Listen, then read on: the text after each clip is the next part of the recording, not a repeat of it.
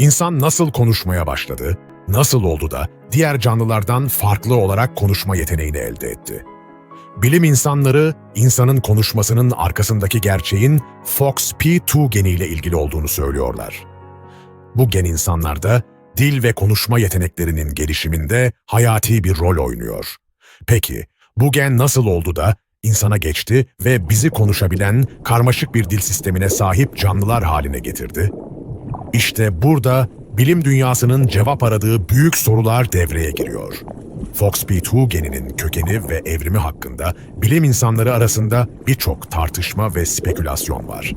Bugün sizlerle FOXP2 geninin gizemli yolculuğunu ve bu genin insanlara nasıl geçmiş olabileceği konusunda öne sürülen en ilginç teorileri keşfedeceğiz.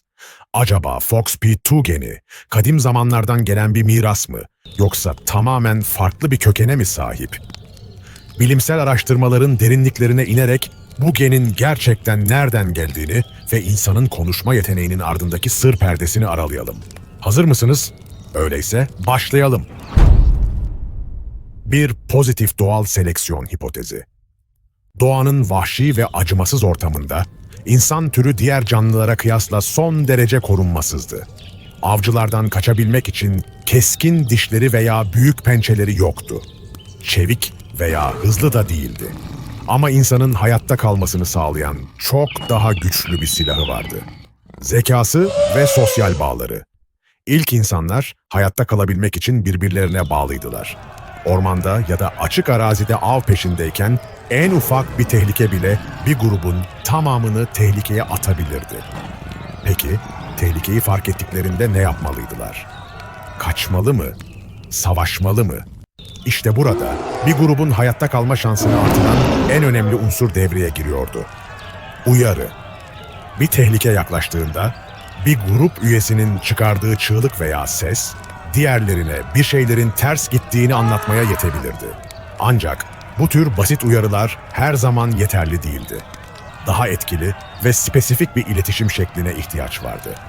İşte tam da bu noktada hayatta kalma içgüdüsü insan beyninde bir devrimi tetikledi. FOXP2 geni bu devrimin merkezindeydi. İlk insanlar arasında FOXP2 geninde meydana gelen hızlı bir mutasyon, dilin evriminde büyük bir sıçrama yarattı. Bu mutasyon, insanların sadece basit sesler çıkarmak yerine, çevrelerindeki canlılar ve nesneler için tek heceli isimler ve eylem kelimeleri bulmalarını sağladı. Artık sadece bağırmak ya da anlamsız sesler çıkarmak yerine, taş, su, bak, vur, koş gibi kelimeler kullanarak daha net ve anlamlı komutlar verebiliyorlardı. Bu basit kelimeler bile gruptaki diğer bireylerin ne yapmaları gerektiğini anlamalarını ve tepki vermelerini kolaylaştırıyordu. Bu yeni kelimeler ve sesler insan toplulukları arasında hayatta kalma şansını büyük ölçüde artırdı. Bir tehlike anında hızlıca "koş" demek, gruptaki herkesin derhal harekete geçmesine ve güvenli bir yere kaçmasına yardımcı oluyordu. "Vur" komutu ise av sırasında bir hedefin doğru zamanda vurulmasını sağlıyordu. Bu dil becerileri hem avcılıkta hem de savunmada insanlara büyük bir avantaj sağladı. Bu genetik değişim zamanla insan toplulukları arasında yayılmaya başladı. Dil sadece uyarılar ve basit komutlar için değil, aynı zamanda hikayeler anlatmak, bilgi aktarmak ve kültür oluşturmak için de kullanılmaya başlandı. FOXP2 genindeki bu kritik mutasyon, insanları diğer türlerden ayıran en büyük farkı dili ortaya çıkardı. Ve bu dil, insanın hayatta kalma mücadelesinde en güçlü silahı oldu. İnsanların korunmasızlığı ve hayatta kalma içgüdüsü, doğada bir dezavantaj gibi görünse de aslında evrimsel bir avantaja dönüşmüş olabilir. FOXP2 genindeki bu hızlı mutasyon sayesinde dil ve iletişim becerileri gelişti, insan beyninin potansiyeli açığa çıktı. Belki de doğanın tehlikeleri olmasaydı, dilin evrimi de bu kadar hızlı ve etkili olmazdı. 2. Mezolitik karışım ve genetik akış hipotezi. Bu hipoteze göre Homo sapiens insan türünün Afrika'dan çıkışının ardından Avrasya'da Neandertaller ve Denisovanlar gibi diğer insan türleriyle karşılaştılar. Bu karşılaşmalar sırasında farklı popülasyonlar arasında genetik karışım yani melezleşme gerçekleşti. Bu karışım iki farklı gen haritasının bir araya gelmesine neden oldu ve bu süreçte FOXP2 gibi bazı genler bu türler arasında paylaşıldı veya varyasyonları ortaya çıktı. İki farklı popülasyonun genetik materyalleri birleştiğinde her iki popülasyonda da daha önce var olmayan yeni genetik kombinasyonlar ortaya çıkabilir. Bu, genlerin yeni gen varyantları oluşturmasına ve popülasyon içinde daha önce görülmeyen özelliklerin ortaya çıkmasına yol açabilir. Örneğin, bir popülasyonda bir genin A ve B varyantları varken, diğer popülasyonda C ve D varyantları olabilir. Bu iki popülasyon birleştiğinde AC, AD, BC ve BD gibi daha önce var olmayan kombinasyonlar ortaya çıkabilir. Mezolitik dönemde Homo sapiens, Neandertaller ve Denisovanlar gibi diğer insan türleriyle çiftleştiğinde FOXP2 geninin yeni varyasyonları ortaya çıkmış olabilir. Modern insanlarda bulunan FOXP2 geninin bazı özellikleri bu türler arasındaki genetik karışım sonucunda oluşmuş olabilir.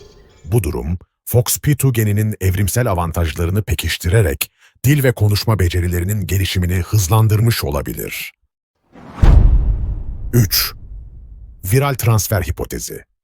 Bu hipoteze göre FOXP2 geninin veya bu gene benzer genetik materyalin virüsler yoluyla papağan veya benzeri gibi konuşabilen hayvanlardan insan genomuna taşınmış olabileceği düşünülmektedir. Bu hipotez, virüslerin genetik materyali insanlara aktarmış olabileceği ve insan beyninin gelişmiş yapısı ile bu genin işlevsel hale geldiği fikrini ortaya atar. Bu hipotez, diğerlerine göre daha spekülatif olmakla birlikte genetik transferin olası bir mekanizmasını tartışmaya açar. 4 dış müdahale ve genetik mühendislik hipotezi. Bu spekülatif hipotez, FOXP2 geninin insan genomuna bilinçli bir dış müdahale, örneğin antik bir uygarlık veya uzaylı varlıklar sonucu dahil edildiğini öne sürer.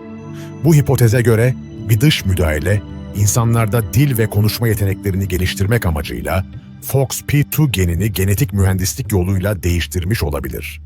Sümer medeniyeti, yazılı tarihin en eski örneklerinden birini sunar ve Sümer tabletlerinde insanın yaratılışıyla ilgili birçok mitolojik hikaye bulunmaktadır. Bu hikayelerden bazıları, insanın bilinçli bir şekilde yaratıldığına dair ipuçları içerir. Enki ve Enlil mitolojisi.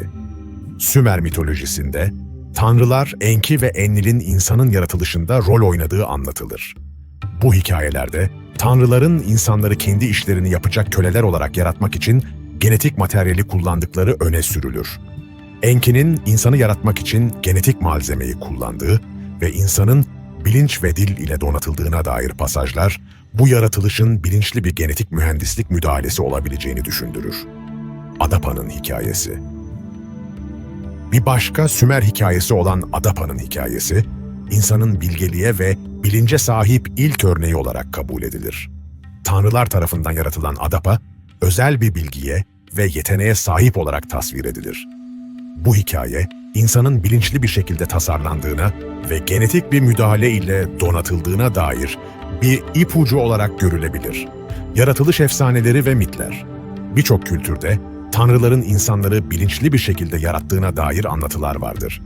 Eski Mısır, Hint ve Yunan mitolojileri gibi birçok antik metinde insanın ilahi bir müdahale sonucunda yaratıldığına ve bilgiyle donatıldığına dair hikayeler bulunur.